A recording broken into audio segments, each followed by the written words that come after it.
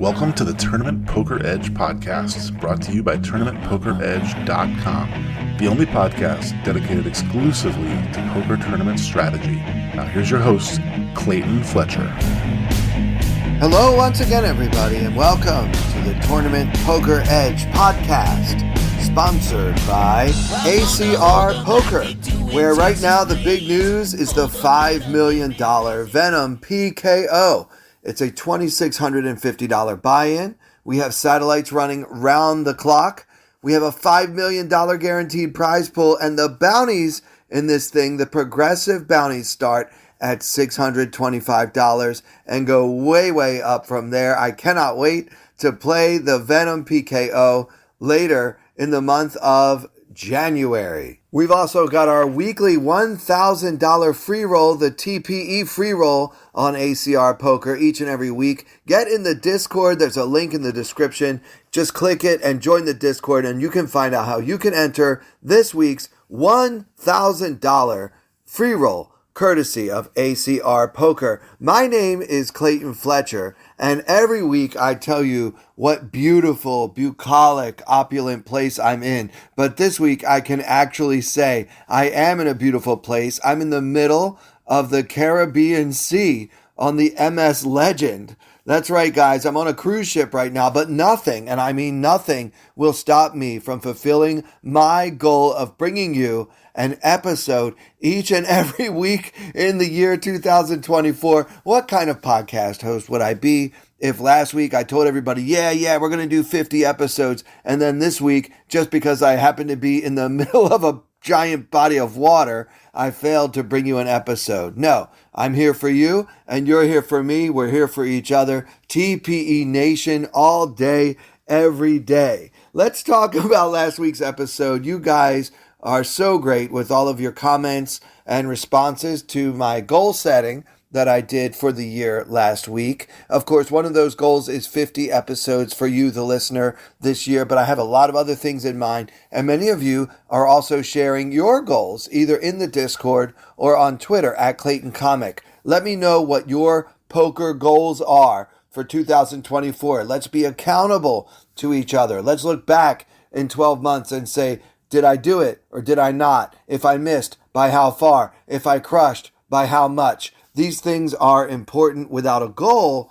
there's nothing to shoot for. So yeah, share your goals. Let me know what you guys have in mind and try to make them actionable. Not just, I'm going to win 5 bracelets, but hours spent doing this or buy-in spent doing that, whatever the case may be. That's the kind of stuff we're looking for. And let's all support one another in our respective quests for poker excellence. All right, let's talk about the hands that we reviewed last week from the 2023 World Series of Poker main event. There was one that we can really only look at pre-flop. As you know, GTO Wizard, like most other simulators, AI, and solvers, is better at heads-up than it is at multi-way pots, where there are just exponentially more options and possibilities. But this first hand, we had Jackie Burkhart opening under the gun with her ace-5 of spades, and of course the solver approves that.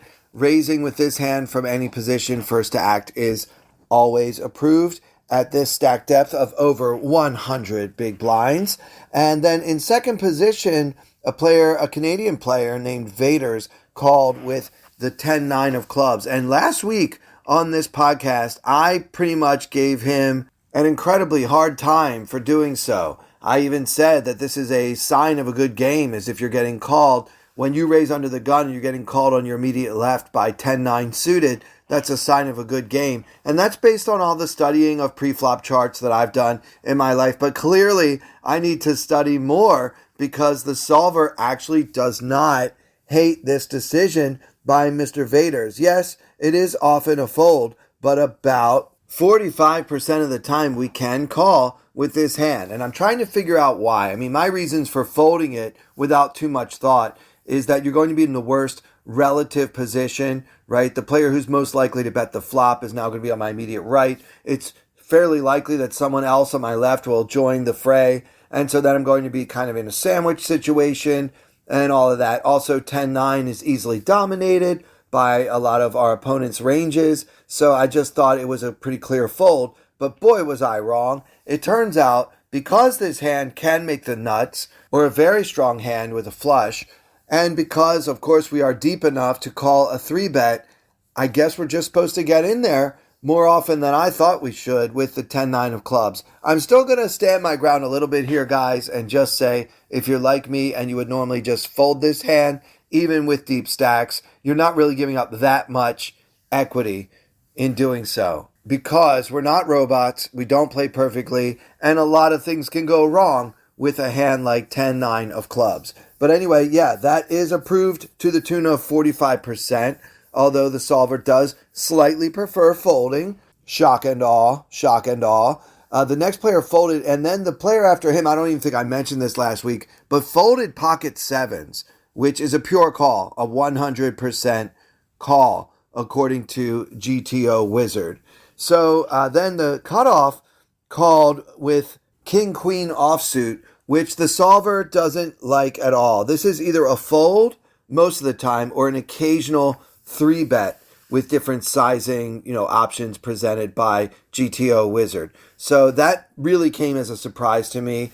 I can kind of see why, though. This hand does not play particularly well multi-way. Maybe a suited version you can call a little bit more. But yeah, you kind of want to thin the field, buy the button, build a pot in position. There are so many reasons to 3-bet. And I think that given that the original raise is under the gun, this is just a fold. And that's what the solver wants to do most of the time. From there, we folded to the big blind, who called with a great price with the 8-6 offsuit, and the solver hates it. The solver has this as a 100% fold, which frankly shocked me. I mean, the player's getting something like 10-1 on a call, and we can't call with 8-6 off. So the solver really doesn't like offsuit unpaired connectors multi-way, and I can see why. It is a call, by the way, if you have 8-7 offsuit. It's really that gap that makes the big difference here. So that is the output from last week's first hand, according to GTO Wizard, which really just surprised the heck out of me in so many different ways. I'm very surprised about the 10-9. I'm a little surprised about king-queen, and I'm shocked about the 8-6. So that just shows me how much more studying I have to do. Multi-way, pre-flop action. How many mistakes am I making when I sit down to play in tournaments that give you 100 big blinds or more? I don't know, guys, but I'm definitely going to be doing some more work using GTO Wizard, which, by the way, I highly recommend this tool, you guys. You can plug things in very quickly and easily. It's super user-friendly, easy to use. You can study, you can practice spots that you have trouble with, and learn what the GTO solutions are to this, that, and the other. And it's very easy and intuitive, what I would call user-friendly, even for a tech loser like me. I'm not good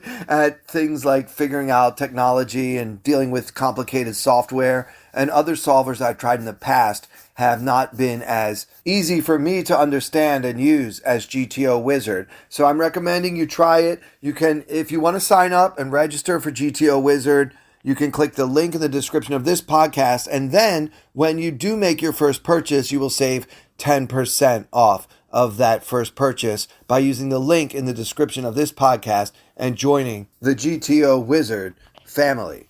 All right, let's look at the other hand we discussed last week. A guy named Cohen, a young man with a Mexican flag by his name, raised it from the cutoff with 9 of diamonds, 8 of diamonds. Obviously, solver approves this 100%. This is always an open at this stack depth. And then while distributing shots to his opponents, Mr. Jimmy D decided to 3-bet with the king-6 offsuit, which the solver would never ever do. This is a pure 100% call. We don't mix king-6 off into our 3-betting range from the big blind after a cutoff open. I think most of you knew that, but it's worth saying the solver does not approve. So what we'll do for the rest of this hand, since it is a heads-up pot and we can go through each decision Mr. Cohen made, we can't really look at Jimmy D's play for the rest of the hand because he's not supposed to have king-6 at all in his 3-betting range pre-flop. So we'll just look at the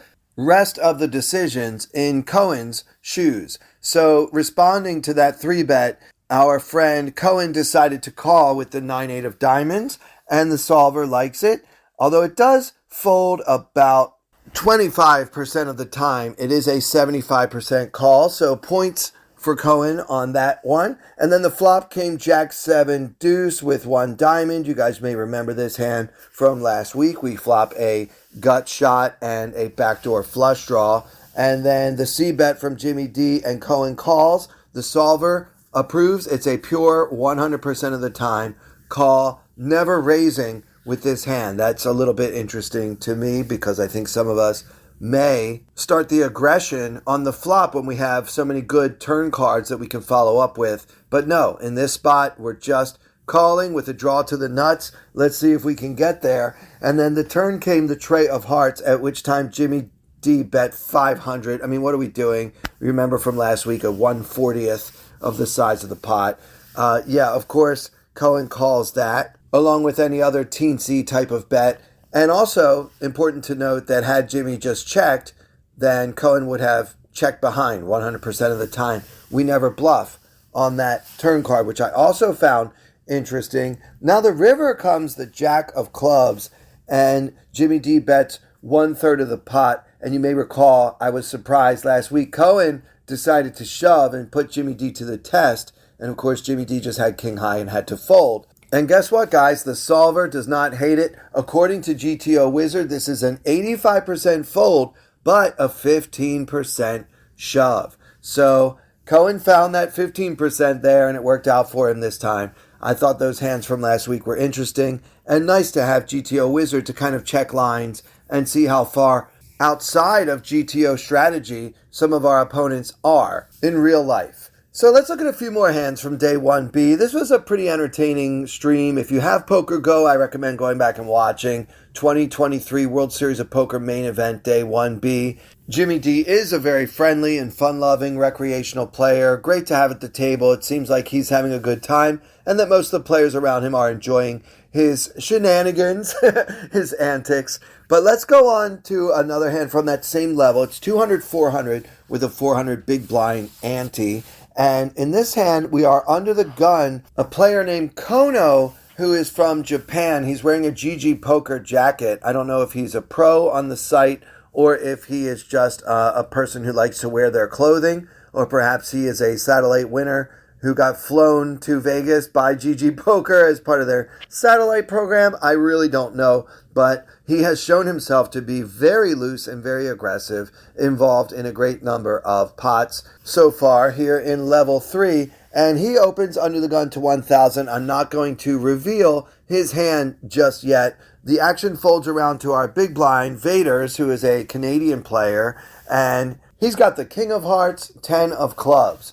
Now, if this original raise had come from late position, not under the gun, maybe from the button, you could make a case for 3-betting with this hand. But as it stands, I actually think we have a case for folding this hand, but I'm not about to. Not against this player, not against Kono from Japan, who likes to play a lot of pots. His under the gun raise gets a lot less respect than a tighter, more solid player's under the gun raise might. And so, as a result, he gives action, and he's about to get some. From me, I would call and see a flop from out of position with King 10 offsuit, which is exactly what our Canadian friend Vaders does. Just for the record, Kono has 43,000 in his stack and Vaders with 68,000. So we are very, very deep. Each player with over 100 big blinds. And the flop comes Queen of Hearts, 10 of diamonds, 4 of hearts. Queen 10, 4 with 2 hearts. And our hero, Vaders, has the King of Hearts, 10 of clubs for second pair. So what to do now? There's 2,600 in the pot. Vaders decides to check to the razor, which I think is pretty standard here. So we check it over, and then Kono bets 800 into the 2,600 pot. So should we fold, call, or raise? I think we can eliminate folding. You know, we didn't call against this aggressive player so that we could flop middle pair and then just go away. So we're in there. Do we want to call or check raise? I think check raising has a lot of merit in this spot, you guys. I think that when he bets 800 into 2600. It's a really good flop for his whole range. He could have a lot of ace high right now. He can just have so many hands. I feel like check raising will probably clean up some of the equity, get a lot of folds from hands like ace five suited or maybe pairs like pocket eights. But the problem with check raising is that we really can't get a better hand to fold. Maybe pocket jacks, but I doubt pocket jacks is just going to fold for one check raise. I mean, we could easily have a draw like king jack or any two hearts.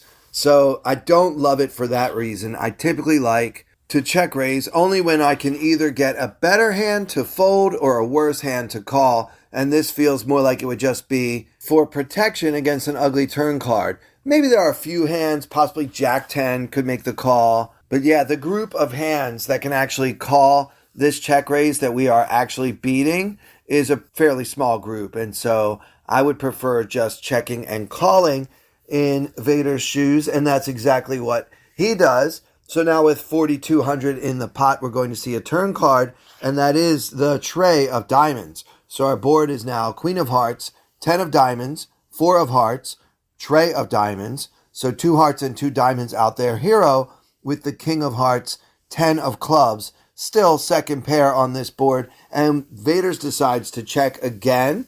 I think it's fine if you want to lead sometimes here on this turn card. We do charge the draws by doing so. And depending on sizing, we might be able to get called by ace-king or something like that. I don't know, though. I still feel like checking makes sense, and it's probably the standard and correct play. So Vader's does check, and this time Kono overbets, putting in 6,000 into the 4,200 pot. Now, this is a very polarizing bet by our Japanese friend. I don't know what to make of it. I mean, I've got a pair of 10s in my hand. I don't know what exactly Kono is trying to represent with this bet.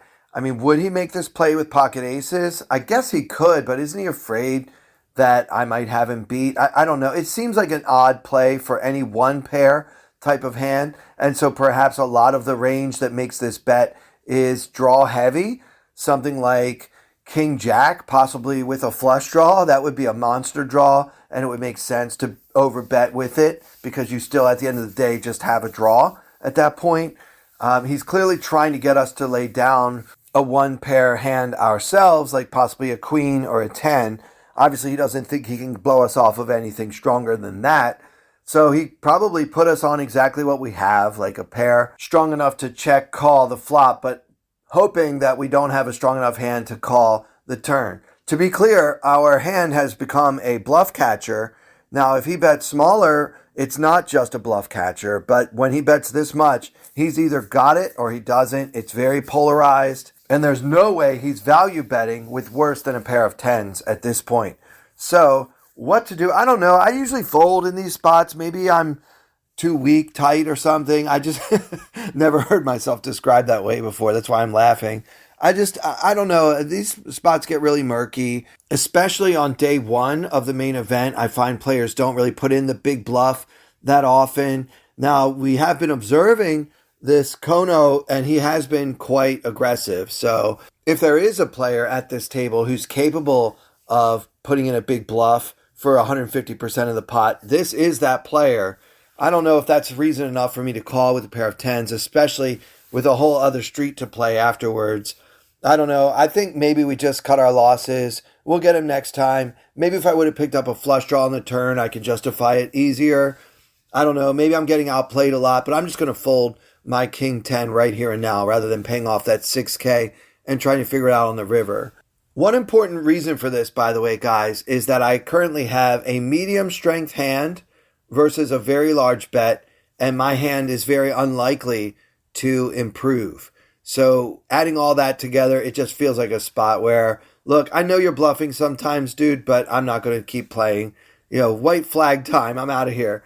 However, Vader's does make the call, and now we're going to see a river in what has become a very large pot, 16,200 in the middle, and the river comes the 7 of diamonds, completing the backdoor flush on Queen 10, 4, tray, 7, and Vader's checks one more time. which I think makes a lot of sense. What are we going to just come out with a bet here? We don't even have a diamond. But at that point, Kono does exactly what I feared the most, and he bets almost the full pot, 15,000 into 16-2.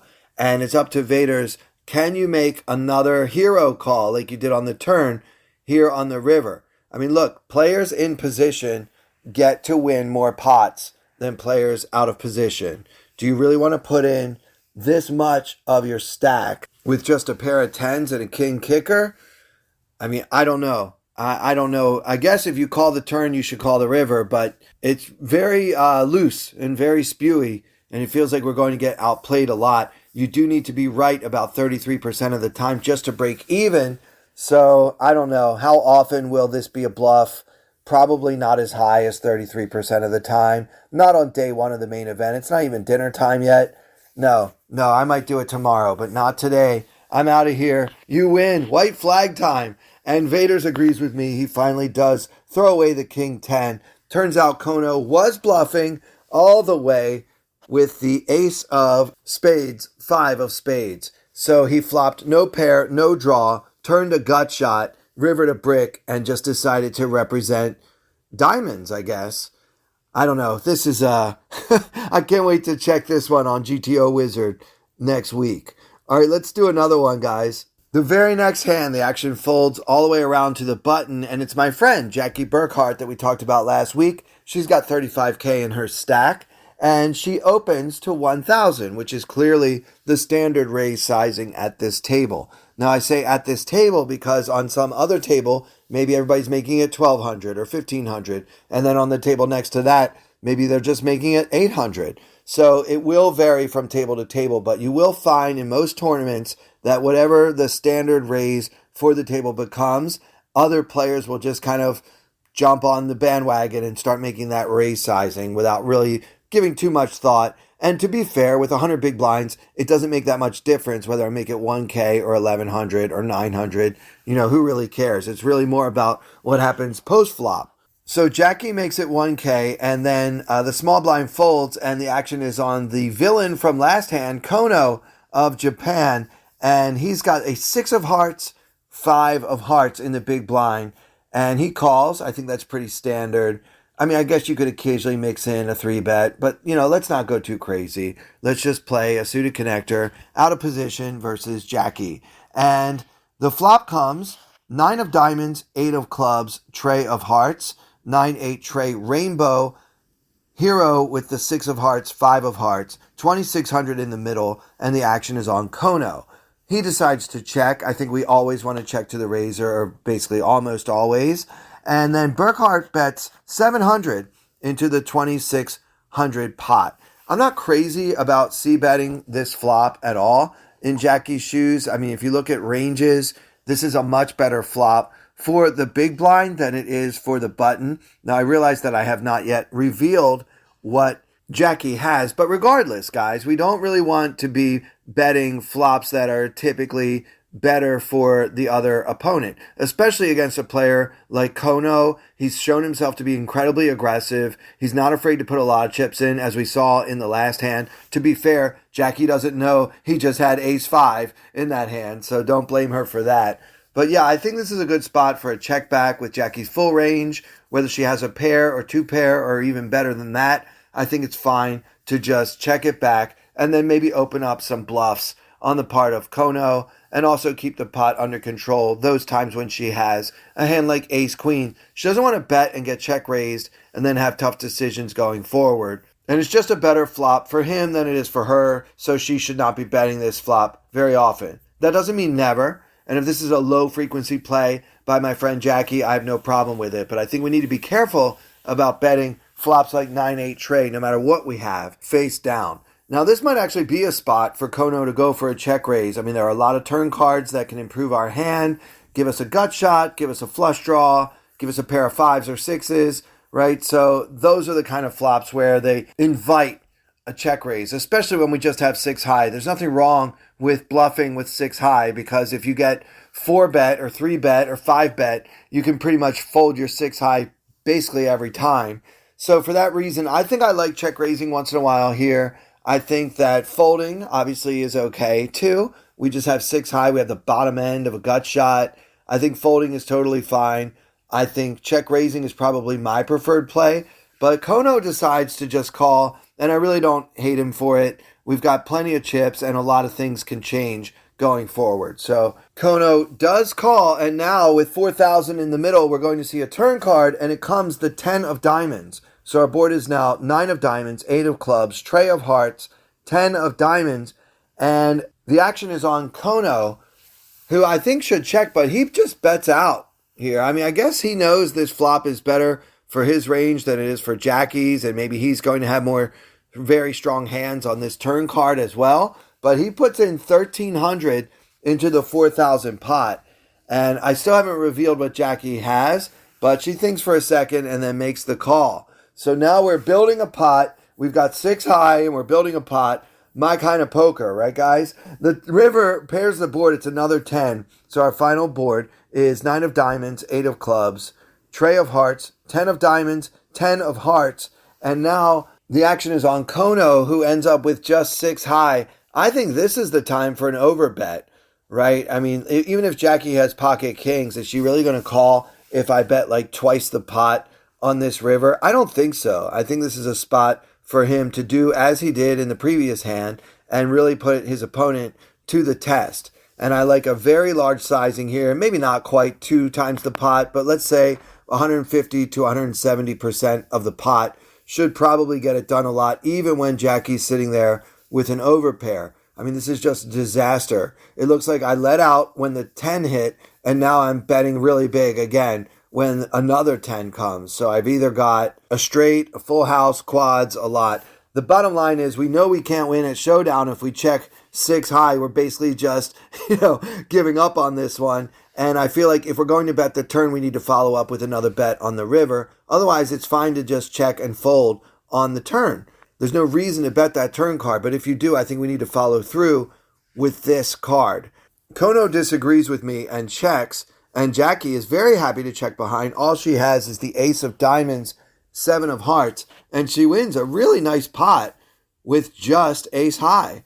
So, yeah, now I'm sure after he saw that hand, he really wishes he had examined the merits of following through with another bluff on the river. But that's results-oriented thinking. The bottom line is it's a better flop and a better board overall for Kono's range than it is for Jackie's. And so when you have a range advantage and a nuts advantage, you need to be the one doing the betting. And that'll do it for this episode. Boy, between talking about these main event hands played on the 4th of July and being out here in the sun in the Caribbean Sea, I am ready. I feel like I'm about to play the main event myself right now. Little do I realize I've got another 6 months to wait. But yeah, I'm getting excited for it. I'm ready for them to announce the full schedule soon, and I'm sure that you guys are too. Let me know what you think of these hands, as well as any other comments. Get at me on Discord or on Twitter at Clayton Comic, or just leave a review of this podcast on iTunes, Spotify, or wherever else you might be happening to listen.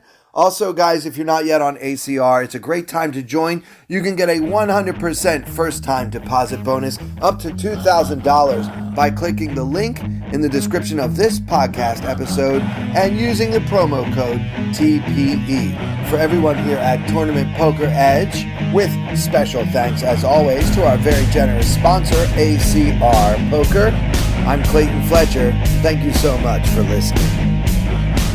I wanna hold them like they do in Texas plays.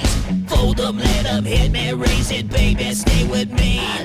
Luck and intuition, play the cards with babes to start. And after she's been hooked, I'll play the one that's on her heart.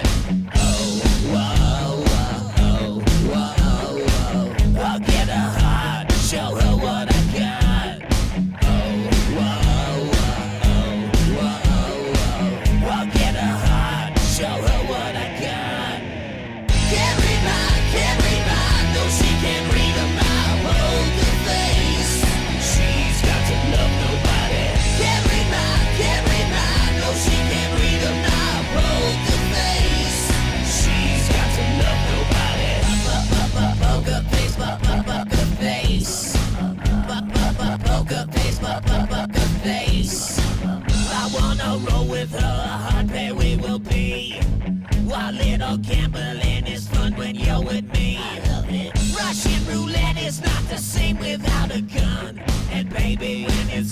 It's not rough and